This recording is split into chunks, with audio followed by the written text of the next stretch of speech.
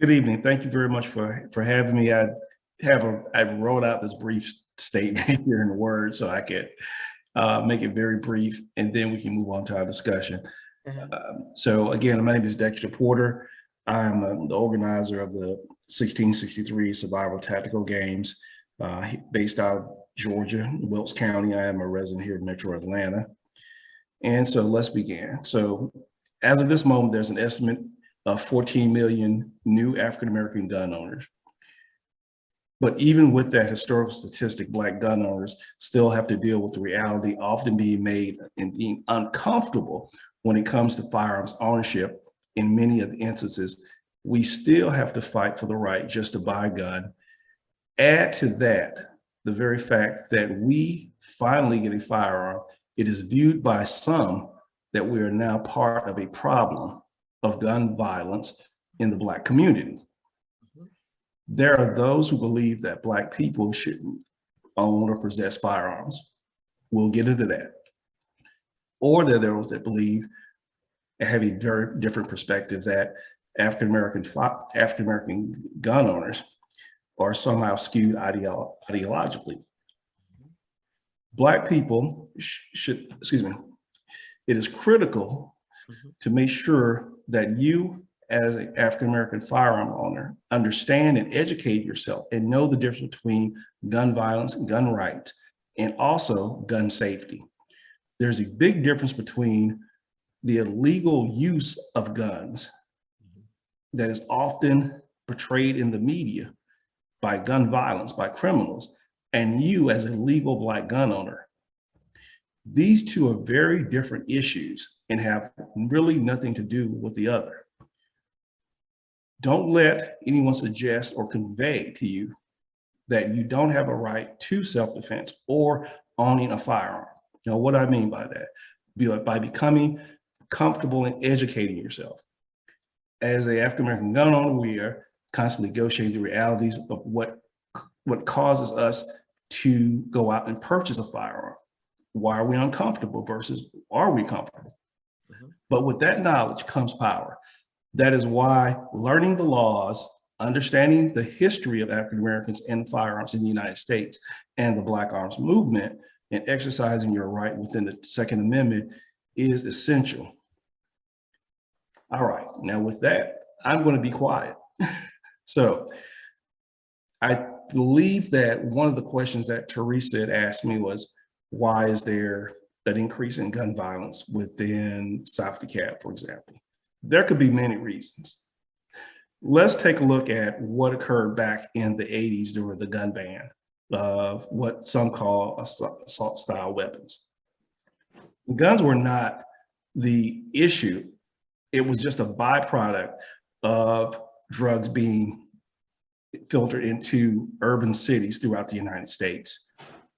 A lot of the gang members, if you look at the rise of the Bloods and Crips at the height of their turf wars, that was a byproduct of the different turf wars, okay? Even by the ATF's own statistics, during the Clinton ban of certain types of semi-automatic firearms, that didn't stop the violence because the crux of the violence was crack, cocaine. That was what drove it. Okay, so at that point, I'm gonna put a stick pin in it. And so let's discuss it. Let's chop it up. What are your thoughts? So gun violence, we're talking about the 80s, and my thought process is the things that they did as far as the country is concerned, it was like a bandage. What we were doing, because you were talking about dealing with the drugs and alcohol, we became a prison industrial complex, more or less, because the President Clinton at the time says, let's just throw them in, 3 strikes and you're out. And it happened to be that with crack cocaine or something of that nature, you get the 3 times, you're in 20, 30, 40 years. Now there's difference because we still have guns. You got the gun, the NRA that's there but now there's opioids. And it's now they need to get educated and they need the help. And so, and the reason why is because, to me, is not necessarily the affecting the community in which we live. It's only affecting a different area of people. And so, of course, they want to put money into that now. That's just my thought. I don't think that they put a stickler to make the problem go away.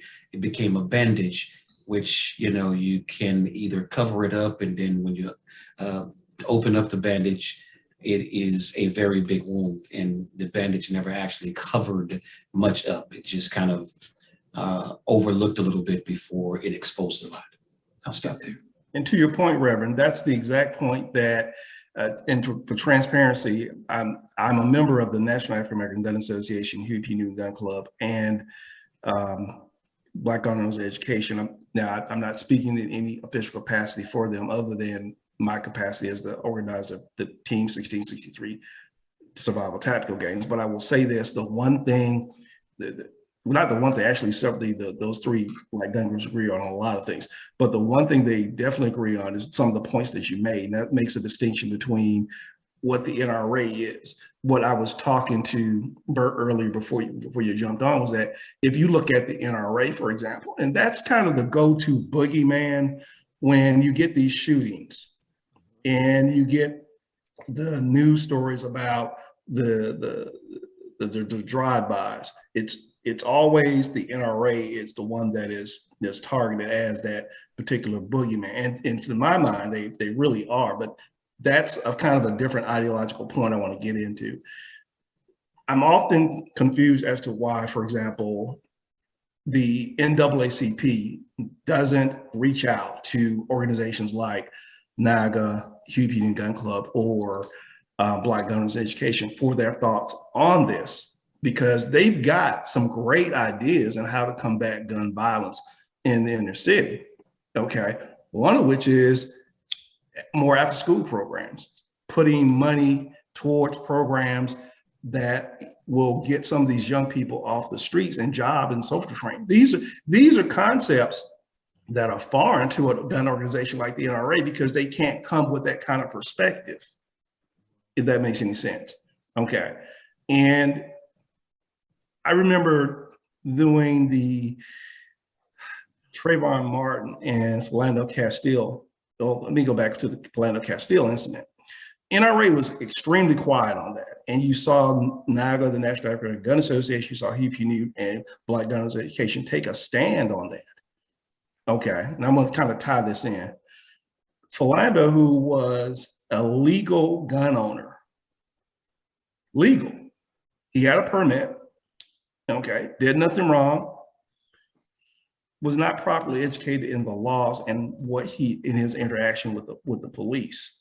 Because actually in that state, I don't have to tell the cop if you pull me over that I'm carrying a firearm. It's a no reveal state like Georgia. So if I'm driving somewhere on Candler Road, cop pulls me over, I don't have to tell that cop in Georgia that I'm carrying a firearm under Georgia law.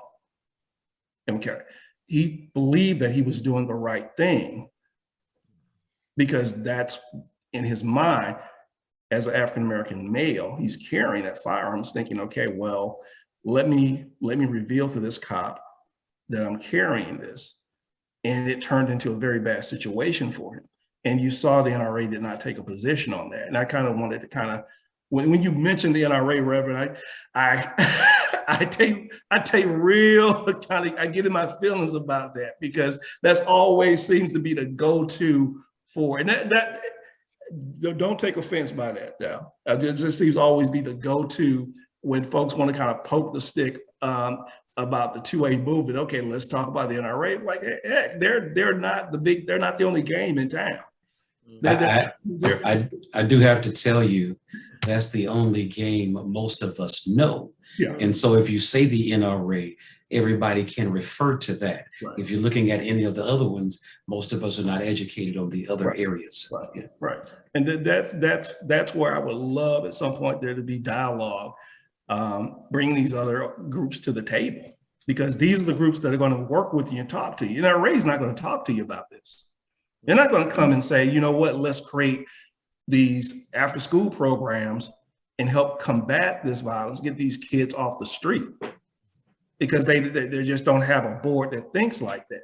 Because, and you have to have people that look like your diverse board that kind of thinks outside the box. Okay.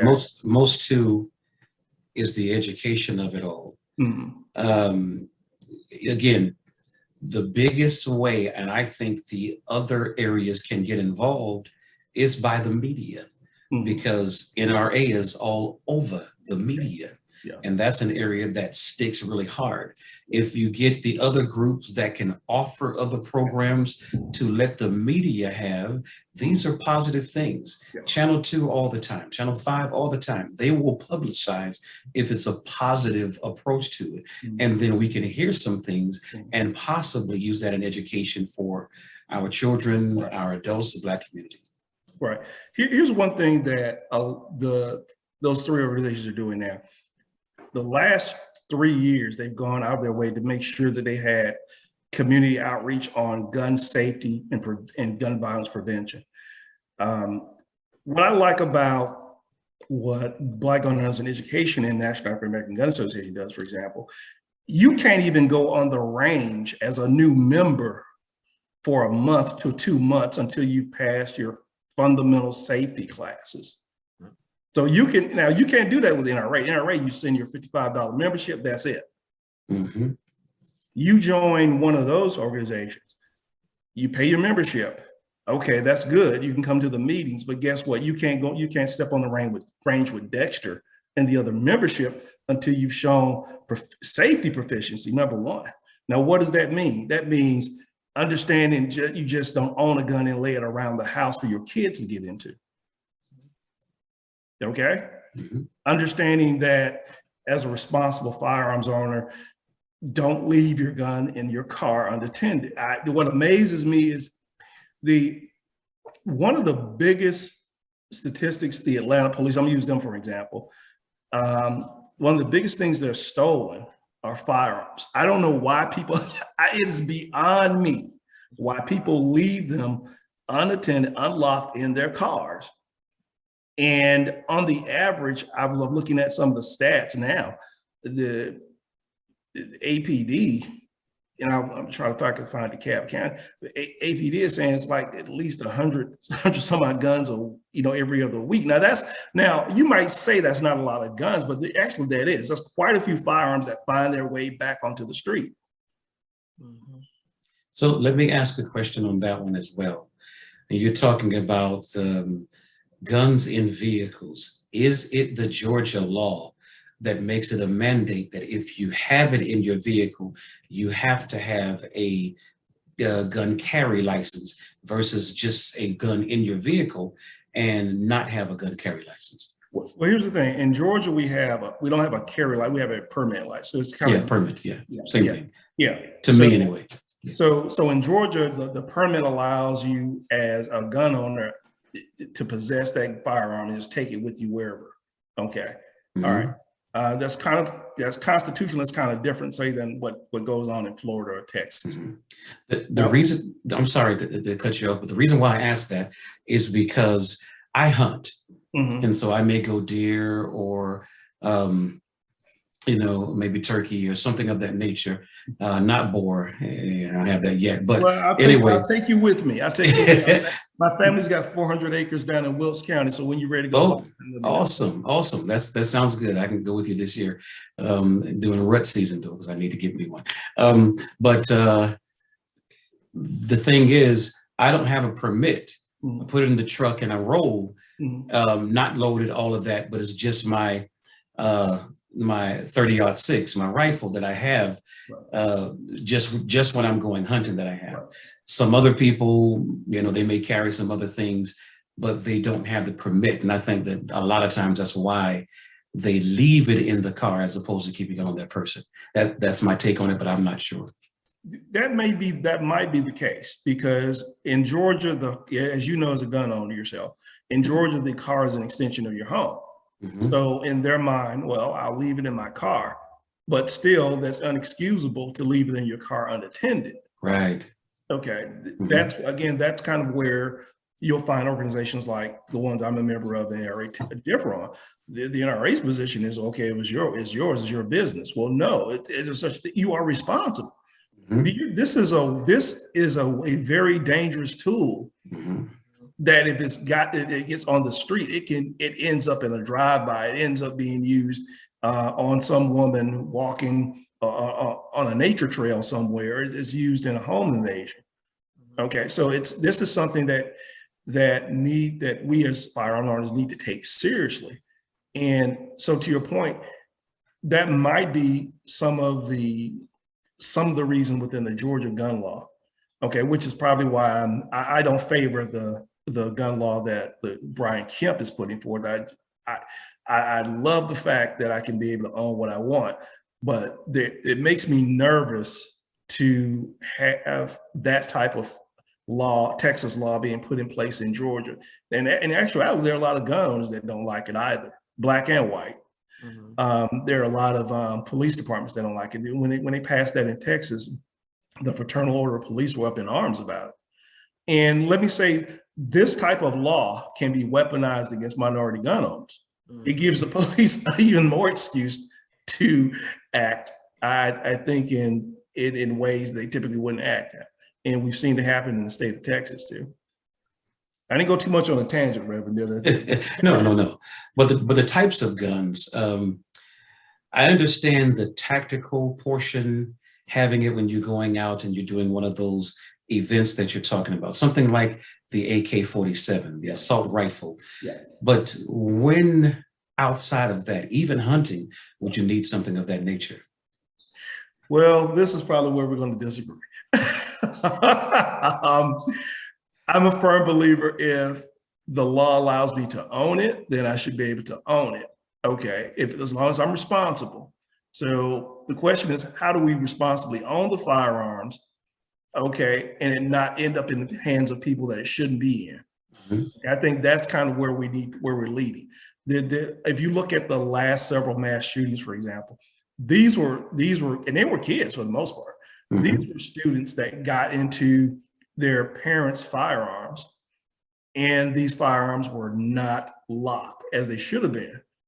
And the student was not properly trained in the safety protocol and not and understanding how their mind works in the Mhm. usage of this thing, because you got a lot of these kids that the first time that they're ever going out to use this firearm was that one time to the range, and that's it. Okay, I'll give you an example of a responsible parent right here. Let me show you something. This is a magazine called Caliber, and I'm going Mhm. to piggyback into what you're talking about. You may have seen this on the internet. Okay, this is a magazine put out by the National African American Gun Association. This is these lovely little girls called Survival Sisters. Okay, this is the first Black published firearms magazine in the United States of America ever. Okay, and these girls are featured. Their father, Fred Thrasher, who was actually a judge in the event that I was telling you about earlier, has raised them in such a responsible manner that these kids wouldn't even think about doing something like that. They have a respect for the firearm. Not only do you have a respect for the firearm, but he's got them involved in other activities outside of this. Okay, I think what you have when you have these mass shootings, you have kids that should not have ever possessed a firearm, probably not even their own parents. Okay, so I'm probably one of those rare gun owners. I do believe in a battery of tests if you want to own a firearm.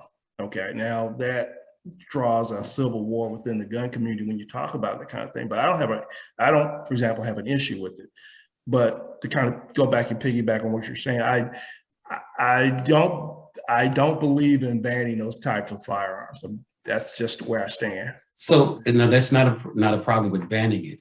My question is, outside of the tactical portion that you're talking about, if you're doing out there and you're learning survival training and you're doing something like that, outside of that, when is there a need for that type of firearm? Again, I would probably say because the law says I can own it. I mean, Okay. really, I don't want to get, that's not a talking point. That's kind of what I believe is if the law says I can own this, I can own it. Okay. So that's the point. And you do have individuals that actually do, they do wild boar hunting with those things. Because as you know, outside of a 30-06 or 357, you're not taking one of those wild hogs down. You have you know this. Yes. So you probably need a 223. If for everyone on the call who don't understand firearm lingo, those are just that I remember talking about. Thank y'all, because I'm like, okay, this is way beyond me.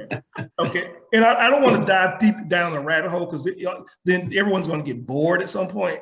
But he and I just kind of having a little conversation, sidebar conversation here. But you understand that. So you got these farmers, for example, in South and Middle Georgia, they hire guys to come out because you got an invasive problem with these hogs. Because when they were introduced a couple of centuries ago to the Americas, they just took over the United States. They're not even native to the North and South America, which is why you can hunt them year round. So you have people that use these types of semi-automatic weapons to go out and hunt for them and clear the land because they're destructive. And that's not something you can take a 9mm and do with. I'm sorry. When I was growing up, my grandfather, in order to kill a pig, he went out with a hammer and just cracked him across the head. But how many people are running in the woods doing a wild hog? I know. I'm just talking. You got to be from the country to do that. But Thanksgiving dinner is not nothing without wild hog. I'll stop asking questions. I'll give somebody else. No. That was fun. No, that's good. But one thing I did want to go back to, Dex. I've been asked to. Sometimes I'm asked to review our resolutions and thoughts on gun violence, and I mean on. They say it's a protection, a way to protect us from gun violence. And one thing I look at is if there's a criminal piece to it, right? So I look to make sure that there's, to your point, there's a right. You have the freedom of speech. You have, the right to bear arms. But then it seems like when certain people have those, sometimes it's used against them. Because right now, people are going around talking about domestic violence and gangs. That's what they're saying. And instead of saying black people, right? Because a lot of things we see is black people killing black people, but there's white people killing white people, Asians killing white people. It's a lot more domestic.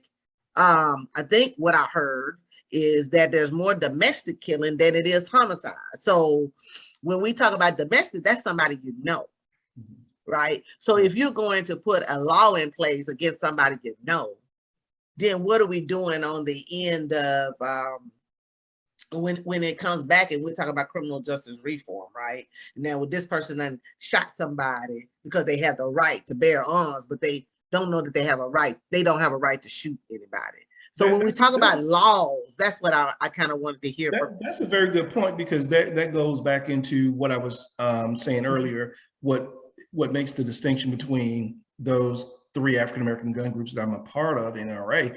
The NRA doesn't have that kind of educational outreach for gun owners. It's important for Black Gun Owners Education, National Background Gun Association, EPNU, to have that component because, again, a lot of Black gun owners are targeted by police and their profile. Okay, so it's important for you to know the law. And it's also important for you to understand when you can and when you cannot use a firearm. I mean, the biggest thing discussion I have with fellow African Americans who are getting into this. Well, when can I use it? Can I use the firearm if someone's breaking into my house? Like, whoa, pump the brakes. Okay, let's discuss. First of all, let's discuss the safety issues. Let's get you past that.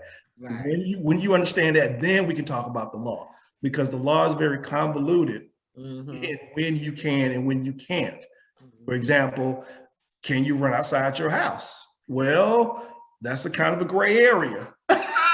that's a very, very gray area that you don't want to get into if you're a Black gun owner. Okay. Now, can you use it in defense of your home? If someone breaks in your home, naturally. Can you run outside your house when the assailant is leaving? No, you probably shouldn't do that. Okay, so these are the kind of conversations that I would love to be able to be part of as an outreach with the NAACP, so we could get that kind of information out there to them, because you got a lot of misinformation out there. People, again, remember what I said in the earlier brief, you got 14 million new Black gun owners within the last 3.5 years. Now, let me put this in perspective, because this is a majority ladies on this call. Yeah. Of that, ladies, listen to what I'm about to tell you. Fact check me on this. 14 million of that, guess what the percentage of Black women of that is? And if you say anything less than 40%, you're wrong. Wow. Yeah. Really? Wow. Yeah. What? Yes. Yes. So more women have gotten guns? Yes, more Black women than men. That's why you're starting to see a lot of traditionally white gun manufacturers like Glock, for example, or Beretta. They're starting to market at Black women. I've never seen. I've been wherever you've been a gun owner probably as long as I have. You've probably never seen this, and they're doing that because you guys are actually the ones that are driving the gun sales up. Hey, we want protection.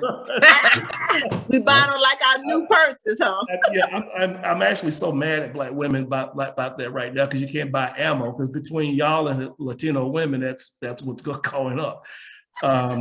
So especially with the 380. I did want to say, Dexter, we want to make sure we give a little space for the district attorney that's here as well. But so we'll wrap up your portion, and then we'll go on to them. I want to really hear what Ms. Riley has to say in a little bit, but go ahead and finish your statement. Oh no, I was actually done, because I try to keep it brief, my snippets brief, because just in case anyone has a question or comment. So I'm actually done at this point. So. Awesome. Are there any questions, concerns, or comments now for Mr. Dexter Porter? And again, we want to say thank you so much for being a part of us tonight.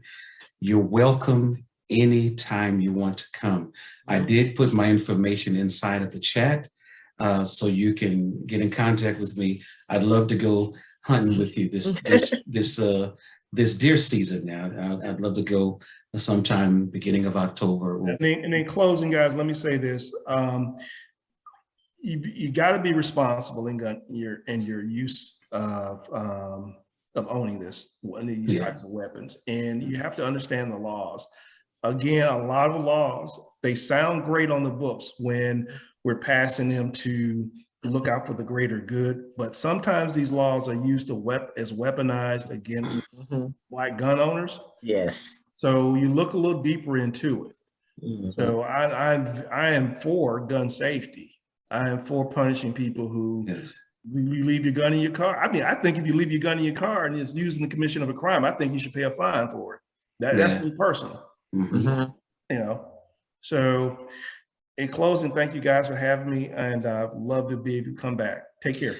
Yeah, we'd love to speak with you and make sure we get some information about the other 3 organizations that you were talking about, so that we can pass those on to people that are interested, especially within our community, because there's a lot of people that want to learn how to do it and just don't know where to go in order to learn. Thank you so much. So on behalf of District Attorney Sherry Boston, I did just pop in to learn because I saw the topic. So I do appreciate you all giving me the floor for just a few minutes. We have 2 units that are on both sides of the conversation that you all just had tonight. We have the Crime Strategies and Community Partnerships Unit, which focuses on the guns, gangs, and violent offenders.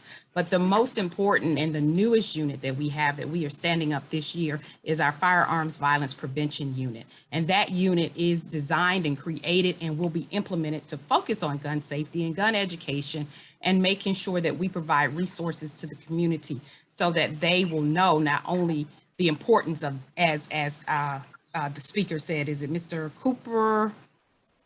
Porter. Mr. Porter, as he said, that you don't leave your guns in the car, because then they're subject to be stolen. And we do see a lot of stolen guns, and those guns end up not in legal gun owners' hands. they end up in illegal gun owners' hands. And so that's what we're doing from the district attorney's perspective, and look forward to getting more information out to you as this unit is officially launched.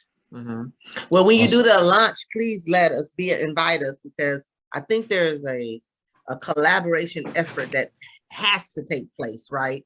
You know, when we're talking about, because I'm telling you, a lot of people in the Black community are scared of guns, right?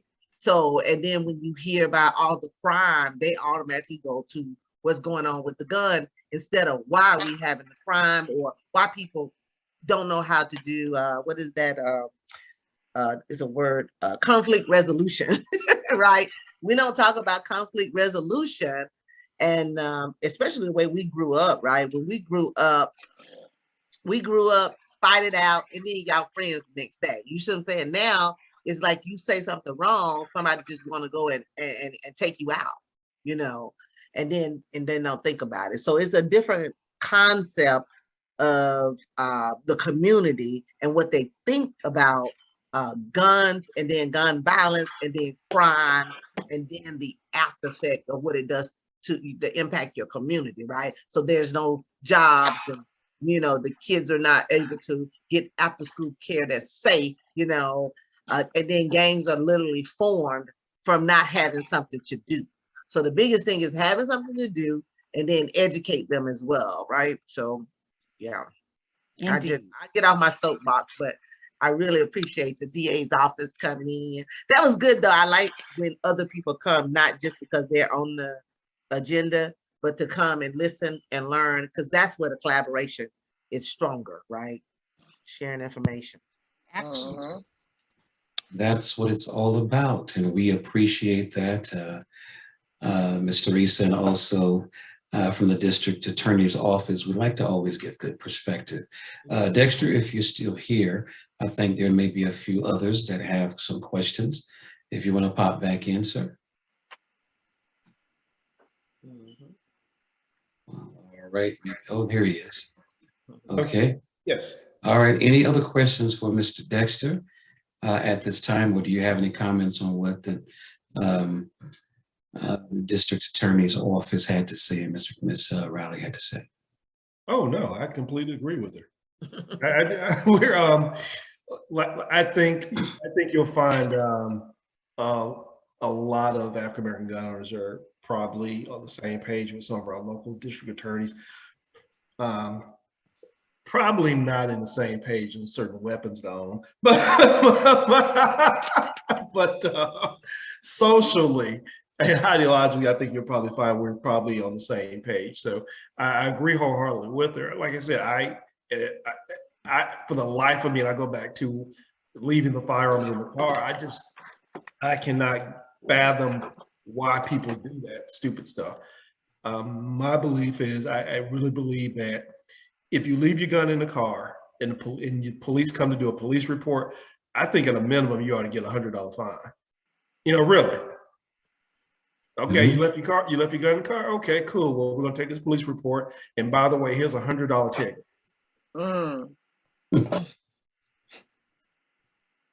I do have something else.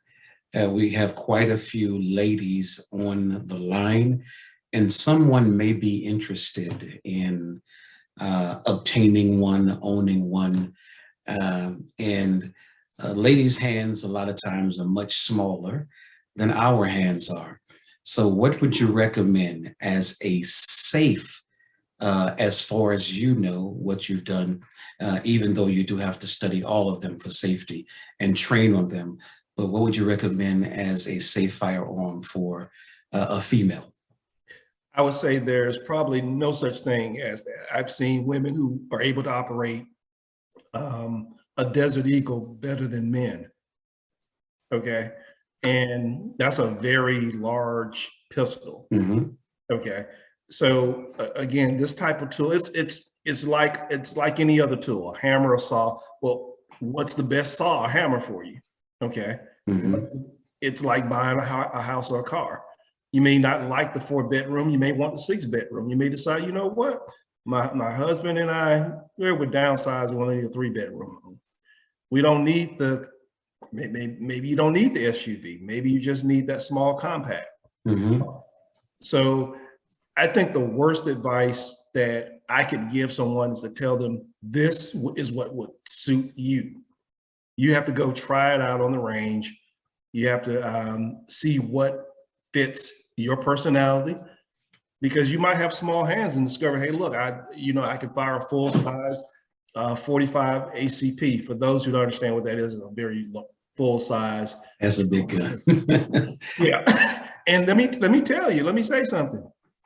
I've seen in some of these proficiency classes, I've seen a lot of women handle themselves a lot better than the men, because a lot of the women are coming with egos. And if you've ever been to a range before, I was at a National African American Gun Association training session one time, and all the women were paying attention. The guys were talking amongst themselves, because there's this assumption, because I'm a guy, you can't tell me anything about a firearm. I know it. You'd be surprised how many guys can't even break down their own firearm, which is a safety hazard. That goes back to safety and proficiency. If you don't know how to break down your own firearm, you probably don't need to own it. Right. Okay. Because you got to be able to clean it at some point. Okay. So again, don't ever let someone tell you what sort of weapon you need. You have to go out, test it out, try it, and see what best suits your personality. Beautiful. Thank you. Thank you for that. Any questions tonight with anyone else? We still have, and it may be for Mr. Porter or for our district attorney's office. Either question. I was just gonna ask this, Nadine, in having a gun, the only thing I've always thought about, which I don't have, but the cleaning of it, you know what I mean? Making sure that no bullets are in the chamber, and I'm quite sure you have to have lessons for all of that kind of good stuff, but to clean it, how often, and you may have touched on that earlier, how often should it be cleaned? Well, that's kind of subjective. I go to the gun range like maybe once a week. And then we also have property down in Wilson. I go train at too. So I've got various firearms I'm always cleaning. Now, for someone like yourself, you're probably not going to need to do that, because you're not going to practice that much. You may go practice maybe once, maybe twice a month. But the general rule is, if you use it, you clean it. That make any sense? Okay. Mm-hmm. Okay. And if you don't use it, You it sit still up, clean it. start getting You still rusty. clean it. How You still often can you it. clean it? At least once a year? No. Let's that shotgun that every Black family has been passed down. Everyone, the one I'm talking about. Everyone Yes. laughing because that it's that Remington shotgun that your uncle had. See, even the district attorney there, she's like, "Hold a minute." that very 32-inch barrel Remington shotgun that your uncle had, your dad, somebody in your family passed over to you, that's sitting in your closet in the bed or under the bed somewhere, that thing needs to be cleaned too. Okay, so do you clean it once a month, once a year? Probably every other month or something like that. You just want to just clean and carry it, oil it, because it's a tool.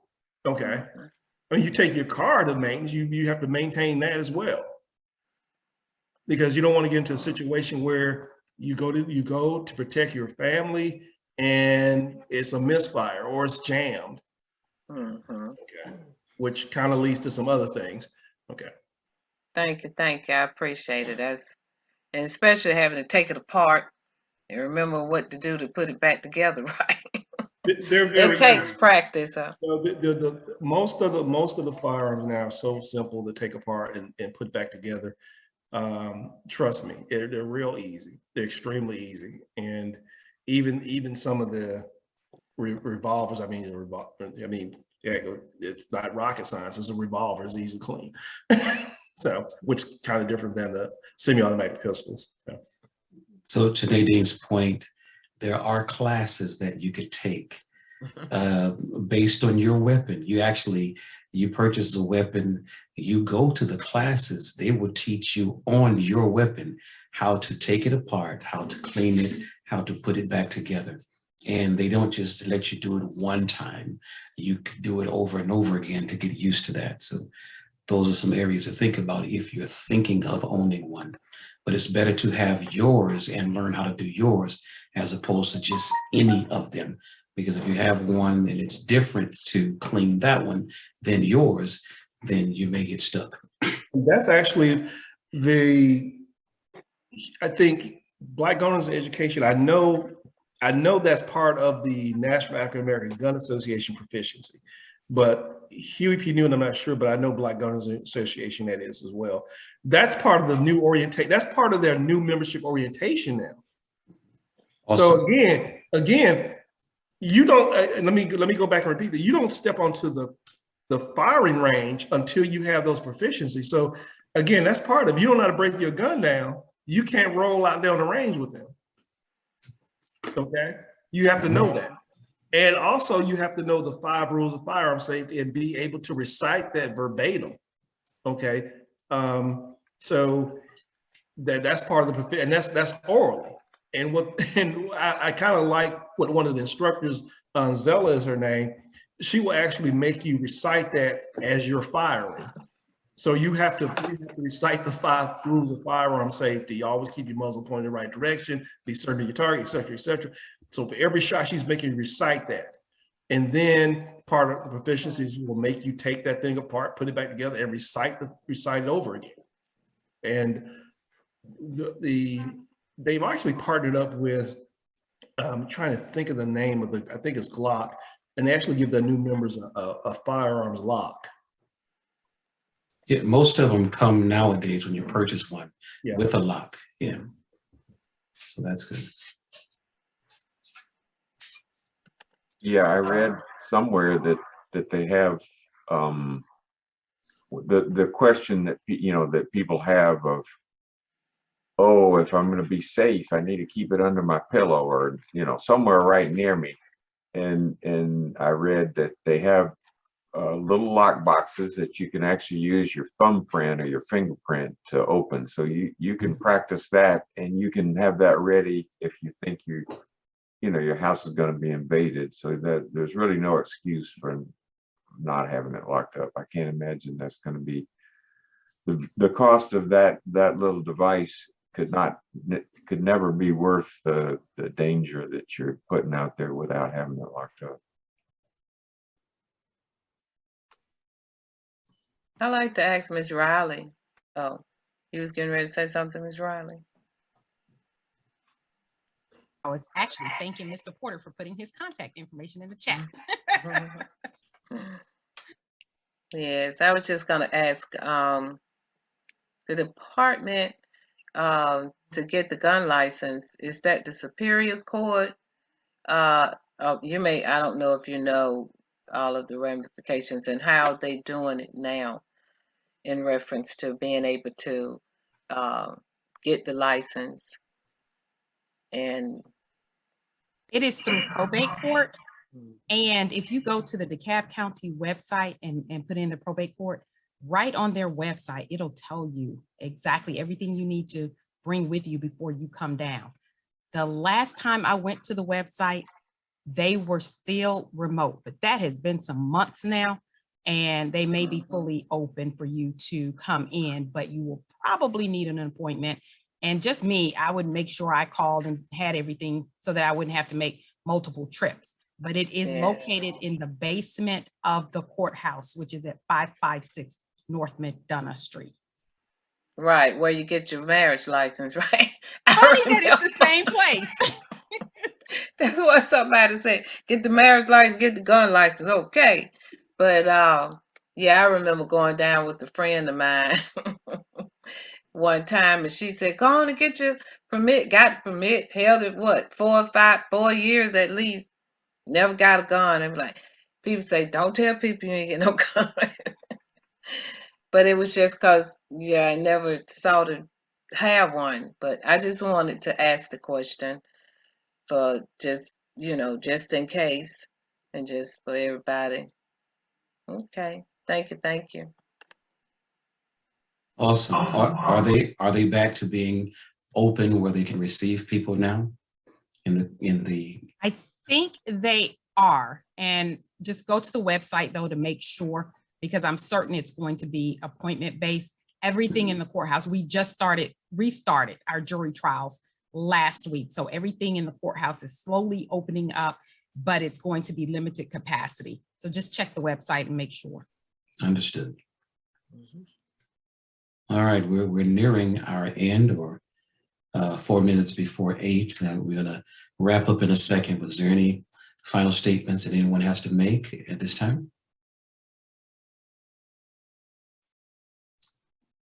Well, we want to say, go ahead, Bert. Yeah, I was just going to suggest if people have ideas for who we should have for speakers for the next couple of time, Teresa's been coming up with them and she's doing a good job. But if you have, we had, some thoughts about it a few months ago, and I know we've been following some of those ideas. But feel free to get in touch with me or Teresa or Pastor Vic or just put something in the chat right now if you think of somebody. So we'll try to stay ahead. Okay, thank you. I was just gonna ask, have you all had a criminal attorney to, give information to the public on what they do and, maybe some tips on how it can help them, just information? You're talking Just about ask. a defense attorney. Yes. We've had I think we've had both sides. Literally started out with Robert James. Mhm. Literally, Angel is laughing, but but literally just to kind of do that, and then we also had, we had that one on here, but on the legal redress side is where we literally do more attorneys. Okay. Haven't did the criminal, because what we want to avoid is people coming on to ask questions about their son, their daughter, to a lawyer. So I literally try to get away from that, or try to have a topic of educational topic, so that it Right. doesn't go that way. Okay. There's another one that says, are you able to get someone to come talk about how we can address or attempt to address the gang violence or our children are facing in DeKalb County schools? So that's something to consider. Okay. Yeah. School resource officer, Ms. Riley is saying. Yeah. Okay. And so those are areas we want to take a look at. And then if you have anyone, if you know anyone, those that have put the information in, if you have email addresses and or numbers of people, we can always receive those, send them to either Teresa, Bert, or myself, and we'll make sure that someone contacts them to see if they can come in and speak for us going forward. That's a good one. I like the gang violence to the school resource officer. We do have police officers at the school as well, too, just FYI. But that's a good one, because they identify, right, Ms. Riley? And what are you thinking from that perspective? Yeah.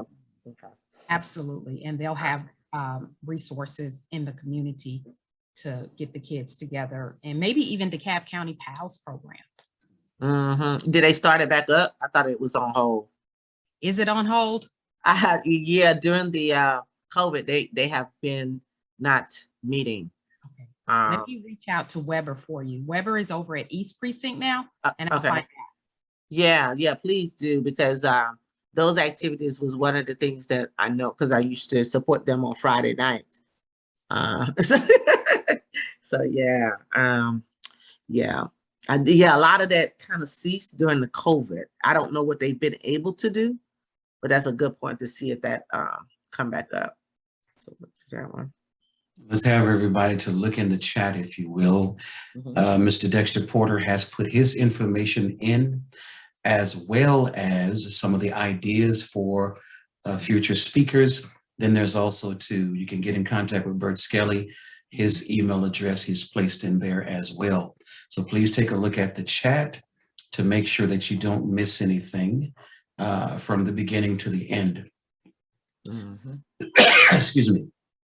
All right, is there anything left to claim our attention? Any announcements anyone wants to make at this time?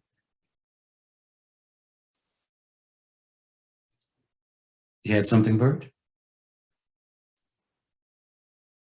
We can't hear you. I was just waving to Nadine. She said, Oh, okay. I'm ready to leave too. Okay. All right. Guys, we appreciate everyone for being a part of the group coming in tonight.